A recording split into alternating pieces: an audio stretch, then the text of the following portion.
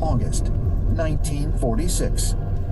Esteemed U.S. naval officer and explorer Admiral Richard Byrd, one of the first pilots to fly over both the North and South Poles, organizes Operation Highjump, the largest expedition ever to travel to Antarctica.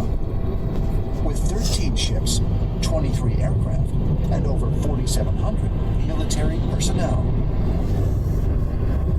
This was very important that after the conclusion of World War II, Admiral Byrd was asked if he would mount a large armada and go for 4 months.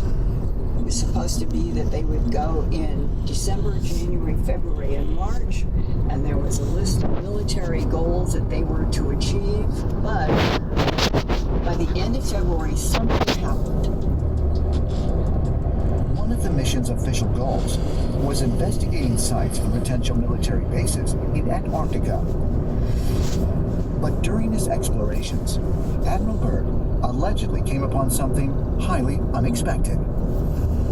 This story is said to come from his diaries, not his published account of the trip, but something he held back and then later was suppressed by government authorities that found it frightening. In his diary, which was discovered by his son after his death, Admiral Byrd tells an extraordinary story. Admiral Byrd heard there was an entrance to the center of the Earth through the South Pole. And he took planes into the South, under the South Pole.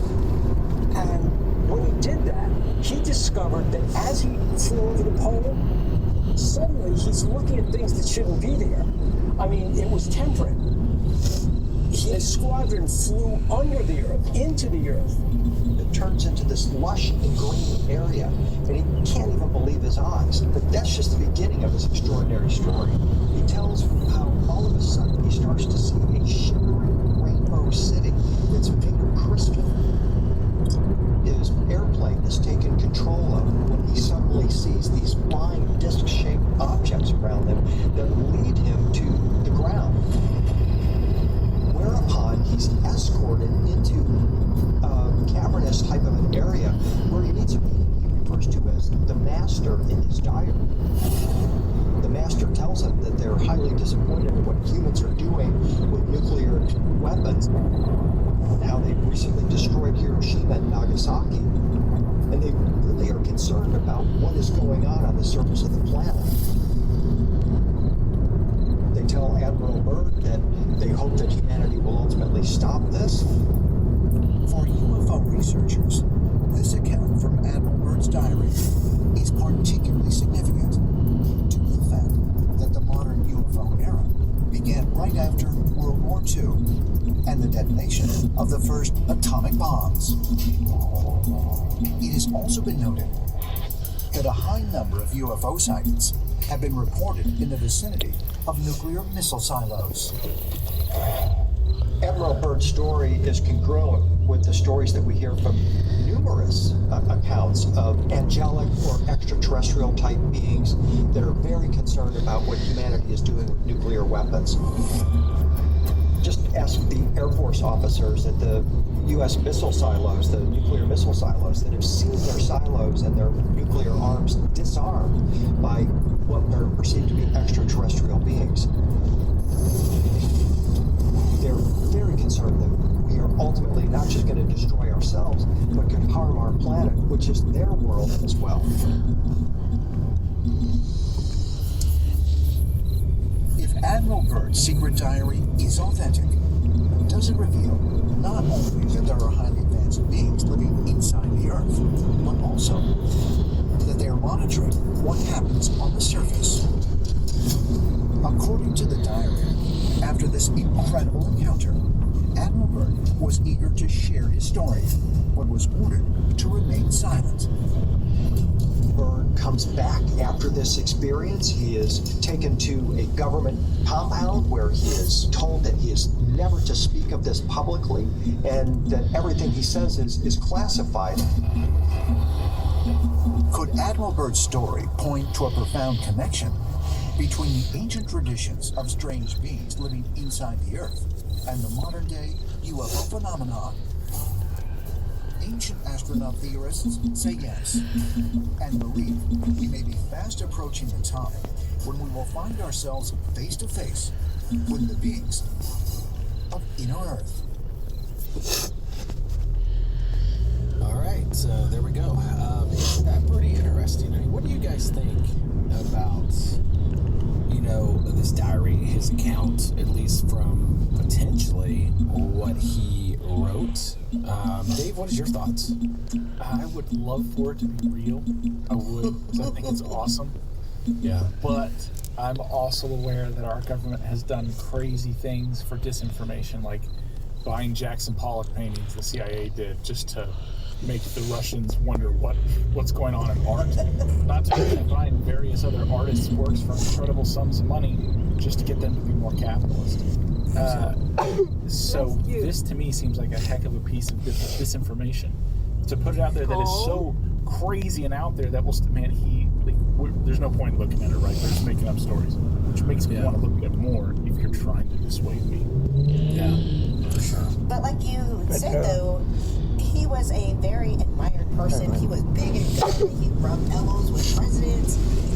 He was very factual with his diaries. He wrote, 1100, 1115, 1120. Every little factual detail is all factual that he wrote. According to him. But to what you're saying, when he said he met with a guy that was blonde hair in the earth, I was like, I don't think aliens have blonde hair. Yeah, I mean, who knows? Maybe they do. You haven't heard of the Nordics? Oh, they're everybody's favorites. You gotta. Do they have hair?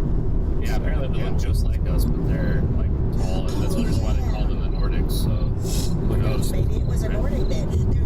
They walk among us as the ones. They're the Nordics, yes. Yeah. Ashton, what do you think? I mean, because obviously there's some parts in there where it reminds you a little bit of Edward C. Land. They took him to a military base. They interrogated him. They threatened him. They said that, not to ever speak of this again. Now, obviously, this is all, allegedly. But and to Dave's point, and Dave, I kind of agree with you on that, is these are crazy disinformation campaign, which they're very good at. But if it is true, it'd be crazy, right? I mean, it'd be mind-blowing. More than likely not true. But Ashton, what is your thought? I mean, do you think that could be a disinformation campaign? And this was so long ago. I mean, this was a long, which don't get me wrong, government has been in the business of disinformation for a very long time. People are just so much more aware of it now. They've gotten better at doing it. But do you think that it is even possible that could be true? Yeah, the timing is very interesting. Sure, I think anything's possible out there, as well as it being disinformation. For sure, I think that anything out there is possible. The thing that I think maybe gives it some level of credit is the weird structures that people seem to find on Antarctica when they look at Google Earth. I know a lot of people know about these pyramid-like structures that are supposedly mountains, but have very unusual rough edges and very sharp edges on them. I was looking at another video that somebody told me to take a look at where they had done some manual looking around, and they found what looks to be another type of triangle-type structure on a ridge where you can see it casting a pretty big shadow. And that they speculated whether or not that could be like some type of opening into the side of the mountains out there. For me, for this to have credit, the way that I would have to perceive it being able to be real is I would think of something like when they talk about the pole shifting events, where maybe this was an area that was not always at the South Pole, and that there was a past civilization that had built something there, and now it got shifted, and that maybe there are structures that were left over that had been produced. And you have to imagine, too, there have been some erosion over maybe it could have been thousands, tens of thousands of years, don't really know. I do really like the idea of civilization being reset, which I think is something that Graham Hancock and others have talked about repeatedly. So if there is some merit to the idea of a pole shift, then I think the idea that there could be a civilization there, maybe even driven underground, theoretically possible, but we need more evidence. I think I want somebody to go out there and invade Antarctica, like do a secret drop mission, send them down and have them fly in and maybe just like parachute down and look for some type of opening and start taking secret video and see what happens. That's what I'd like to see happen. Yeah, and what we know for a fact, Antarctica used to be a lush rainforest because there are actual fossils of trees and plants and what have you that they have found. So at one time it had to be different than the tundra as it is now. Yeah, for sure. Yeah, and a lot of that they say is contributed to at some point in time some pole shift that happened, right? So, when pole shifting typically happens, which apparently a lot of people believe that we are recycled civilizations. There are many people out there that believe so hardly that we potentially up to 7 civilizations maybe we have had on this earth. We don't know. But just like the book of Adam and Eve, where they kind of dig into the pole shift the ancient civilizations or multiple civilizations. One of the things they know, one of the things science has shown, that as they dig into the ice, they get the actual particles out of the ice, which I think, Ashley, we'll talk about this in a little bit, about the neutrino system down there, that they are actually looking for. But we do know that this was potentially a lush environment, and there are tropical plants that are there. There are all of these things. But what's interesting is these fossils, were covered by volcanic ash. Yeah. So that is kind of saying that there was this huge volcano eruption that caused, kind of the ice age. What do you guys think about that? There's still volcanoes active in Antarctica. Yeah. Like they're under the ice. The one thing that we see pictures of the tundra, and the thing is, the pictures we see are so scattered, we don't really have like a good image to hold on to. It's kind of like when you think of the globe model of what I'm not from Earth. But when you think of the globe model, the way the countries are spread out on maps, they're destroyed that way. Like in the United States, do you know what the closest state is to Africa in the United States? The closest. Think of its furious. Yeah. So when you start thinking about like Antarctica, it's there, like Volstock Station, where the Russians were drilling into the lake. That's 13,000 feet of ice. It's over 2 miles. 2 miles of ice. And then there's areas with the pyramids that look like tundra dirt. That's a 2-mile differential from plateau to whatever's the bottom there. I mean, it's an incredibly versatile thing. But they never really give us enough picture, description, or video for us to really put it in perspective in our minds. I've always wondered about that. Yeah, the geothermal aspect is like really interesting in terms of, if it further down you go, it's going to get warmer as well. So this is the part where if there is some kind of hollow earth theory, I can imagine that Antarctica would be the place, like what Dave said. I read it even at the South Pole Station, it's like 9,000 feet of ice there. I mean, if you guys, 9,000 nuclear, whatever the case may be. I do want to just touch on this for a second. We've never talked about this, all 3 of us, but so say that 100% UFOs are real.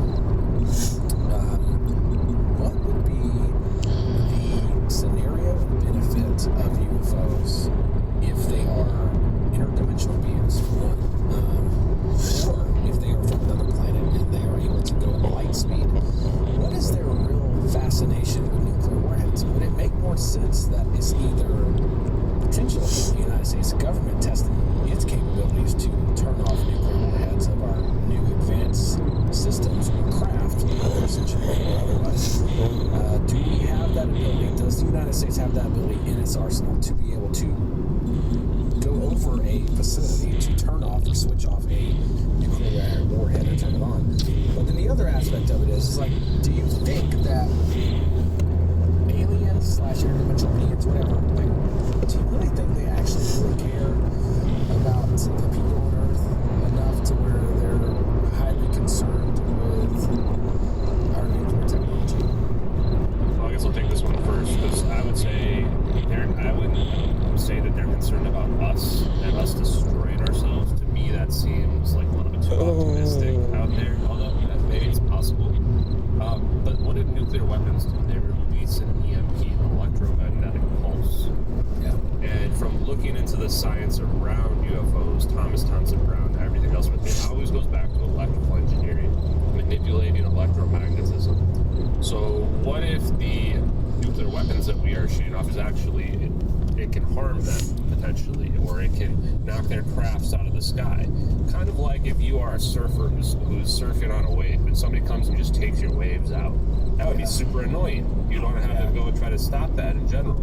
Absolutely. Also, the difference between phase conjugation and an explosion, like a nuclear explosion, as my buddy and friend of the show here, Dave Rossi, has mentioned several times in various podcasts, is whether or not you have the waves make love or have them fight. And when we're doing a nuclear weapon, we're having the waves fight with one another. And we're creating this huge exothermic event, this huge release of energy. And then the opposite, where if we are going to do kind of the opposite effect, we'd have them make love, potentially cancel each other out. So there might be some relationship to the technology that UFOs use, other beings, non-intelligent, whatever it is, and us having figured out nukes. Now, the last connection I would make is that, what if we figured all this out at once during the Manhattan Project, but the only thing that's been made publicly available is these exothermic events, these nukes that we've shot off, but we also have figured out how UFOs float at the same time.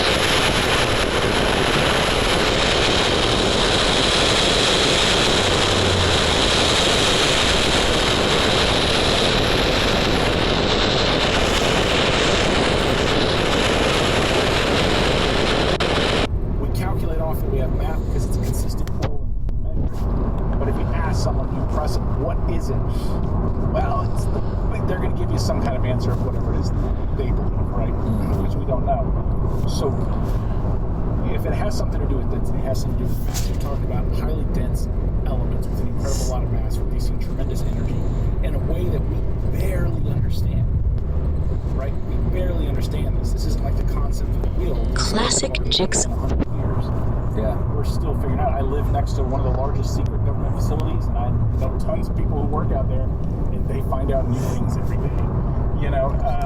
So that's something to keep up with. So if they're interdimensional, we could be doing damage over there.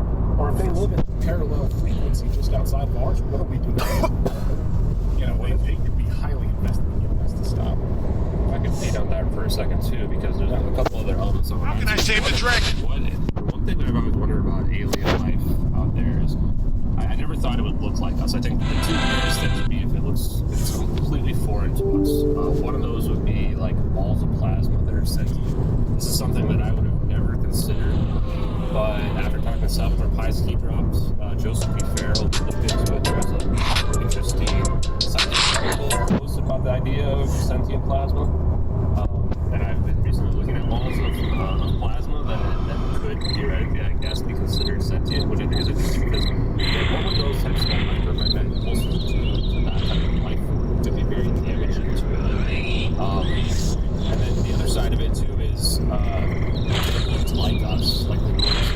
That would probably be even scarier to me because it makes me wonder, like, are we some kind of hybrids? Are we what is the situation? Why do we look like that? Have we forgotten our past? Have we get stranded on this planet? Now we've been slowly rebuilding, like Battlestar Galactica. Spoiler alert. But the other thing too, real quick, by Antarctica is that I really love the ultra-terrestrial hypothesis when it comes to aliens. I think that seems to make the most sense. They could come from the oceans, but they could also come from underground. Antarctica seems like a great place to hide. If you're trying to hide a civilization. Like you said, we got all this ice. You can bury underneath it. You get close to the geothermal energy of the planet over there. And the thing that scares me the most in terms of what our nature of our history might be is that we could be a prison planet where the cattle are getting a little bit too advanced and they're destroying one another, they're messing up the environment, or they're messing up the electromagnetic effects of the planet that they use or what have you, and then they have to come in and, regulate, just like a farmer. You gotta go figure out, what are the cattle doing? They're fighting with one another, you gotta go step in. So those are just some additional thoughts I had there. I think it's interesting you talk about the plasma before I jump back to finish that. If you think about it, all humans are, all we really are, is the electrical activity in our brain. We are an electromagnetic wave that inhabits a biomechanical suit. Like, you're not your flesh, you're your mind. Your mind is contained here and operates the nervous system and everything electrically. That's what you are. You're just energy. Absolutely. But yeah, no, it's it. Like cattle to be culled. And the calves we'll sell some off and turn the heifers to ground beef. But yeah, those gotta fix the gotta fix things. But yeah, it is an interesting concept. So those are the two that I see most plausible that are kind of out there, right? I agree. I agree with all that. And I want to get into this Eric Hecker deal. Ashton, should we play at least a few minutes of kind of what he says and then we'll kind of break it down? Yeah, absolutely. I think you can play like either the clips that I posted or if you guys have access to them as well. So one, he did one on Sean Ryan where they've kind of clipped it up to the main points, but he also did another really good one which added a lot more information with Stephen Greer. I think it was a year or so ago. And that one he talks more about like faster than light communication capabilities and the power requirements that would be needed to even have these types of arrays set up. And then I can add some additional evidence and facts that I found out afterwards as well. Hey, by the way, before we get to this video, I gotta ask you something, because I know you followed Stephen Greer, you've talked to him in spaces and so on. Did you see Tim Burchett's interview or whatever he had about what his thoughts were about the CE5 events, in particular Stephen Greer, and what Tim Burchett essentially said was, to me, when the CE5 events where they summons these UAPs or craft, to me that's like a good old-fashioned seance. I think they're summoning Satan. Before we get into this video, what do you think Yeah, no, I did see it. I do keep up to date with the various UFO news that's going on out there in general, although I'm only tangentially connected to the community. But yeah, I thought that was an unusual response. That was not what I would expect from Tim Burchett. I thought that he would have shot down the idea of CE5. I think he also made a comment like the aliens being It reminded me of Congressman Burleson's response when he thought that if there are human beings out there, it could be that they are what we would consider like biblical angels or something like that as well. I think it just speaks to the point that a lot of people have the idea that the religious aspect